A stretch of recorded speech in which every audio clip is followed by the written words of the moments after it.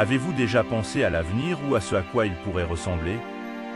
Nous allons révéler 4 prophéties qui sont sur le point de devenir réalité. Préparez-vous à apprendre à travers le temps et l'espace, là où le passé, le présent et le futur se rencontrent.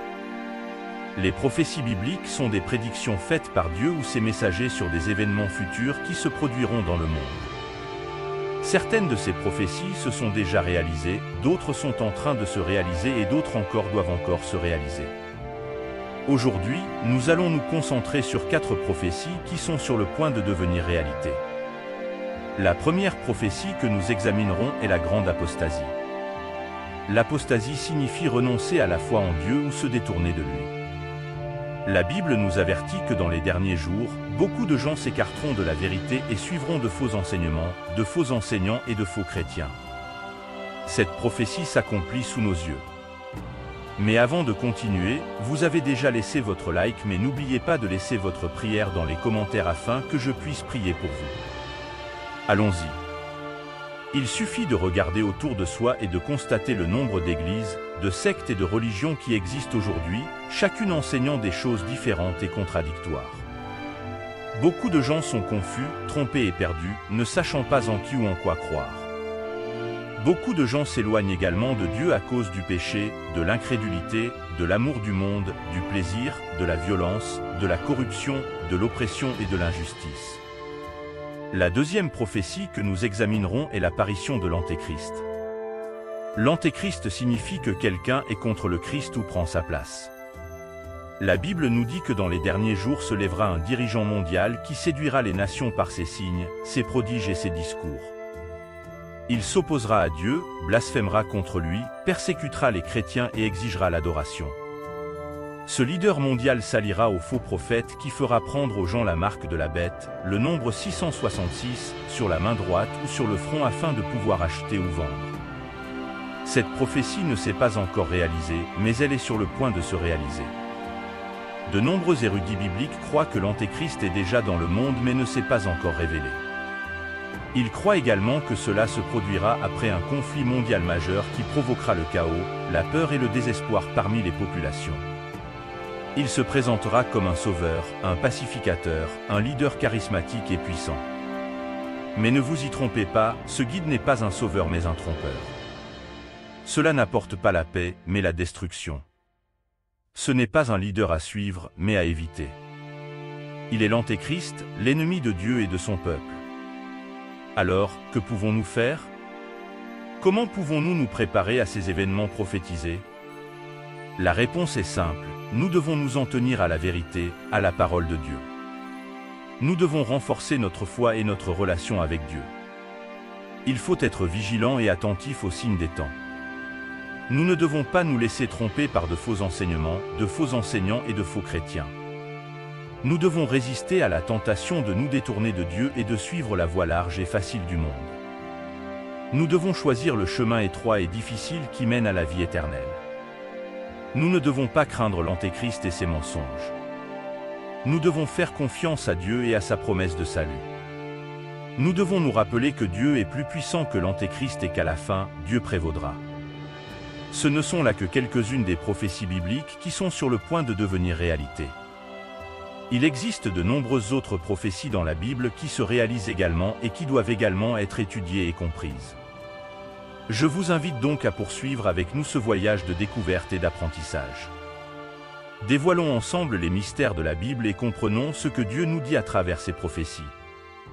Restez jusqu'à la fin car nous avons encore beaucoup à explorer et à apprendre. L'horloge tourne. Les promesses sont tenues. Le temps presse. Le jour du Seigneur approche. Comment se préparer à ce jour incontournable? La Bible, notre boussole infaillible, nous montre le chemin.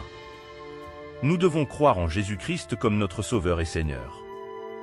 Nous devons nous repentir de nos péchés et obéir à ses commandements. Nous devons aimer Dieu et notre prochain. Nous devons veiller et prier. Nous devons proclamer l'Évangile. Nous devons persévérer dans la foi et attendre son retour. Si vous ne l'avez pas encore fait, je vous invite à le faire dès maintenant. Parce que nous ne savons pas quand il reviendra.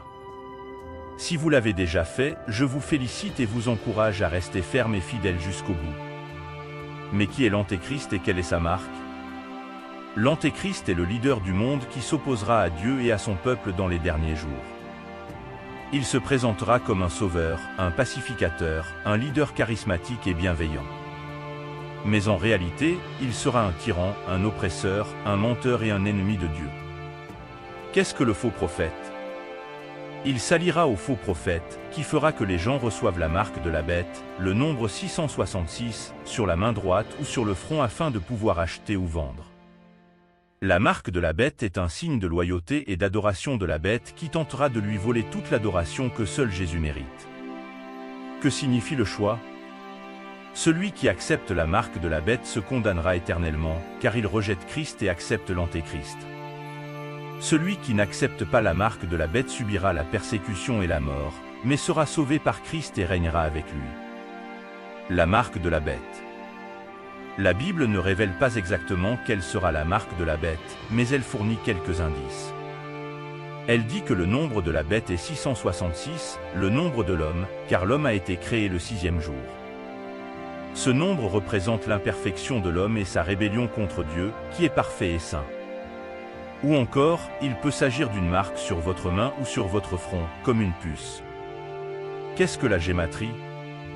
Certains spécialistes de la Bible pensent que le nombre 666 pourrait être un moyen d'identifier le nom de l'Antéchrist à l'aide d'un système appelé gématrie, qui attribue une valeur numérique à chaque lettre d'un alphabet. Ainsi, en additionnant les valeurs des lettres du nom de l'Antéchrist, vous obtiendriez le résultat 666. Quel est le système de l'Antéchrist? D'autres érudits de la Bible pensent que le nombre 666 pourrait être un moyen de symboliser le système politique, économique et religieux de l'Antéchrist qui gouvernera le monde entier. Ainsi, le nombre 666 représenterait la trinité satanique composée du dragon qui est le diable, de la bête qui est l'Antéchrist et du faux prophète qui est son allié. La Bible dit aussi que la marque de la bête est placée sur la main droite ou sur le front. Cela peut avoir une signification symbolique ou littérale. Symboliquement, la main droite représente l'action, le travail, le pouvoir, l'autorité, l'obéissance. Le front représente l'esprit, la pensée, la raison, l'intelligence, la foi. Ainsi, la marque de la bête signifierait que les personnes qui la recevront abandonneraient leurs actions et leurs pensées à l'Antéchrist, feraient sa volonté et suivraient son enseignement. Littéralement, la main droite et le front pourraient être les endroits où la marque de la bête est implantée ou tatouée, grâce à une technologie avancée, comme une puce, un code-barre, un code QR, un symbole ou une inscription. La marque signifie contrôle. Ainsi, la marque de la bête serait une méthode de contrôle et de persécution des personnes qui la reçoivent, les empêchant d'acheter ou de vendre sans sa permission. Quelle que soit la forme de la marque de l'animal, sa signification est importante. Êtes-vous prêt à surmonter ces défis? C'est ton choix. Le temps presse. L'heure est maintenant. La marque de la bête, un voyage de révélation. Dans un monde où la rébellion contre Dieu s'exprime de manière inimaginable, la marque de la bête apparaît. Ce signe n'est pas seulement un symbole, mais une déclaration audacieuse de loyauté envers l'Antéchrist et un rejet direct du Christ et de son œuvre rédemptrice.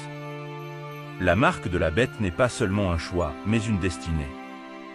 C'est le choix qui détermine le destin éternel de chaque personne, la vie ou la mort, le paradis ou l'enfer, Dieu ou le diable.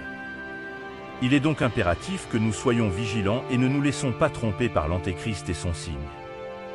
Nous devons rester fidèles au Christ et à sa parole car il est le seul chemin, la vérité et la vie. Nous devons avoir confiance en sa promesse selon laquelle il reviendra nous chercher et nous amènera dans son royaume de gloire. Il faut attendre avec patience et espérer sa seconde venue, qui sera visible, glorieuse et triomphale. Nous devons être prêts pour le jour du Seigneur, qui sera le jour de sa victoire sur l'Antéchrist, le faux prophète et le dragon, et le jour de notre délivrance, de notre résurrection et de notre récompense. Amen. Jésus a dit, « Vous entendrez parler de guerre et de bruit de guerre, mais n'ayez pas peur. De telles choses doivent arriver, mais ce n'est pas encore la fin. Une nation s'élèvera contre une nation et un royaume contre un royaume. » Matthieu 24, 6. Ce signe indique l'instabilité et la violence qui marqueront l'histoire humaine dans les derniers jours. Des conflits opposant empire contre empire et nation contre nation ont été observés partout dans le monde au fil des siècles. Mais jamais il n'y en a eu autant en même temps et avec une telle intensité. Il suffit de regarder la situation mondiale actuelle, où règnent des guerres civiles, des attentats terroristes, des conflits territoriaux, des crises humanitaires et des tensions diplomatiques. Ces guerres et rumeurs de guerre nous rappellent que nous vivons dans un monde déchu gouverné par le péché, le mal et le diable.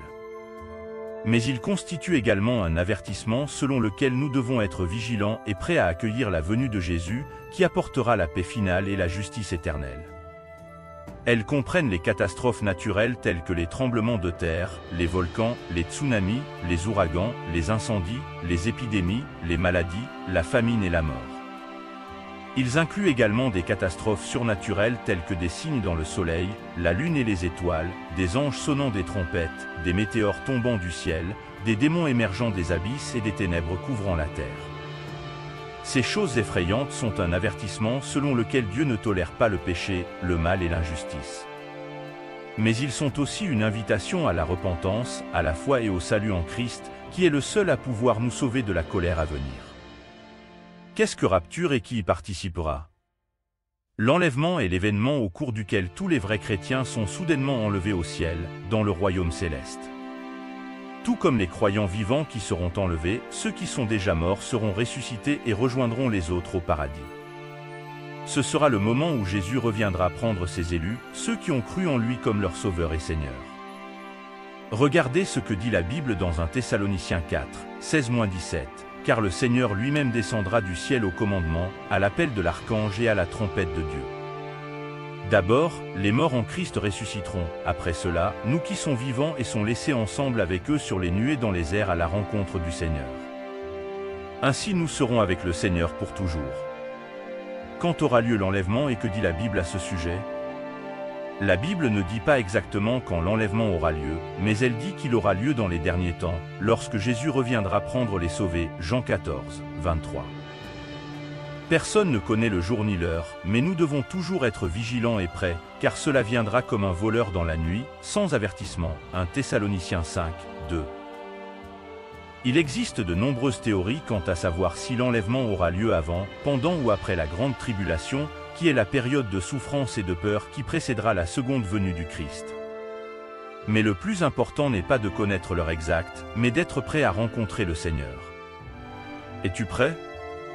Le millénaire révélé, un voyage de foi et d'espérance. Vous êtes-vous déjà demandé ce qui se passerait après la seconde venue de Jésus-Christ? Avez-vous déjà entendu parler du millénium? Le millénaire, dérivé du latin « mille » signifiant 1000 et « an », est une période de 1000 ans qui suivra la seconde venue de Jésus-Christ. Il s'agit d'un concept mentionné dans Apocalypse 20 où nous lisons qu'un ange descendra du ciel avec une clé et une chaîne et emprisonnera Satan dans l'abîme pendant 1000 ans. Pendant ce temps, les saints fidèles à Dieu et ressuscités lors de la première résurrection régneront avec Christ sur la terre. Les méchants, cependant, resteront morts jusqu'à la fin des 1000 ans, quand aura lieu la seconde résurrection et le jugement final. Mais à quoi ressemblera le millénaire? À quoi ressemblera la vie sur terre à cette époque? La Bible nous donne quelques indices sur les caractéristiques du millénaire, que nous pouvons résumer en 4 points principaux.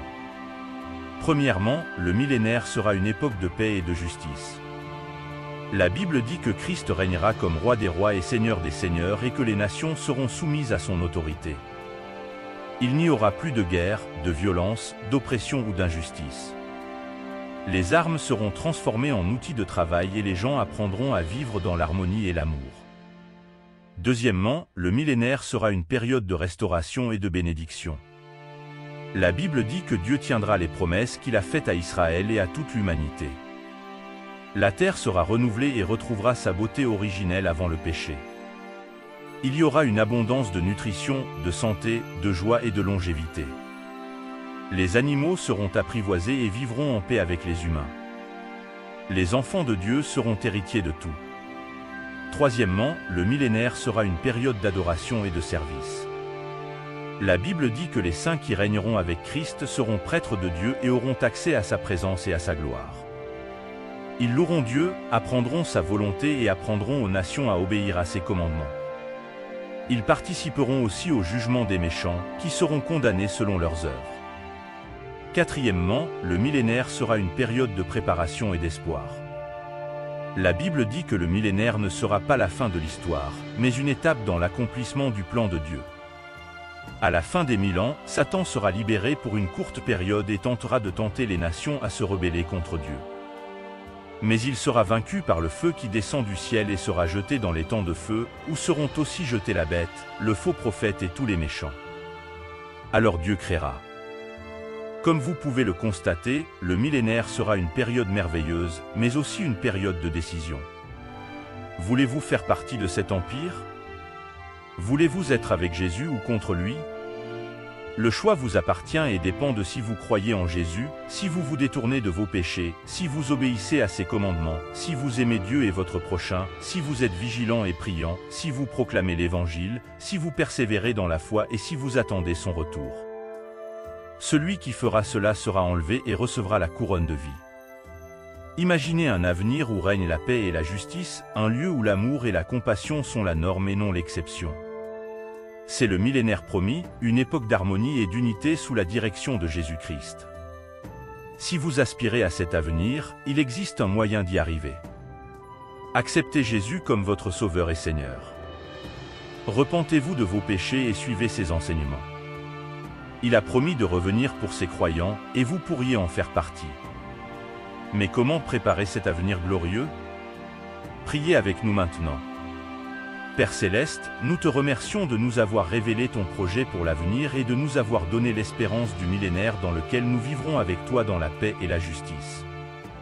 Nous te louons de nous avoir tellement aimés que tu as envoyé ton Fils Jésus mourir sur la croix pour nos péchés et ressusciter pour nous donner la vie éternelle. Nous reconnaissons que nous vivons dans les derniers jours et que le temps sera accompli. Nous savons que nous verrons bientôt ta gloire et que tu seras avec nous pour toujours. Mais nous savons aussi que dans ce monde il y a des tentations, des épreuves et des tromperies qui veulent nous détourner de toi et nous faire perdre la foi. Par conséquent, nous te demandons de nous fortifier par ton Saint-Esprit, de nous guider par ta parole et de nous protéger par ta puissance. Aide-nous à te rester fidèles, à obéir à tes commandements et à témoigner de ton amour. Aide-nous à résister au mal, à vaincre le péché et à préparer ton retour. Nous vous abandonnons nos vies et faisons confiance à votre promesse. Nous vous aimons et vous adorons au nom de Jésus. Amen. Nous espérons que cette prière vous a été utile. Si vous l'avez aimé, n'hésitez pas à nous liker, à partager avec vos amis et à vous abonner à notre chaîne. Si vous avez des questions, des suggestions ou des critiques, n'hésitez pas à laisser un commentaire. Nous avons hâte de vous répondre. Avant de vous dire au revoir, nous aimerions vous lancer un appel particulier. Si vous n'avez pas encore accepté Jésus comme votre seul sauveur, nous vous invitons à réfléchir à ce qui est partagé ici. Jésus est la lumière qui illumine nos vies, et l'accepter signifie ouvrir les portes à la vraie paix et à la vraie grâce. Si c'est le moment pour vous, prenez cette décision maintenant. Faites-nous savoir dans les commentaires si vous acceptez Jésus comme votre seul sauveur, que ce soit oui ou non. Nous voulons connaître votre opinion. Laissez un commentaire ci-dessous avec vos questions, réflexions ou suggestions pour des histoires futures. Votre interaction est précieuse et vos idées enrichissent toujours notre communauté. Enfin, nous exprimons notre profonde gratitude pour votre participation à cette chaîne. Votre présence et votre soutien sont inestimables, et nous avons hâte de vous revoir dans notre prochaine vidéo, pleine de révélations et d'enseignements tirés de la Bible. Que la paix et la grâce du Seigneur soient toujours avec vous. À bientôt. Et n'oubliez pas que l'avenir promis est plus proche que vous ne le pensez. Préparez-vous pour le millénaire. Le voyage commence maintenant.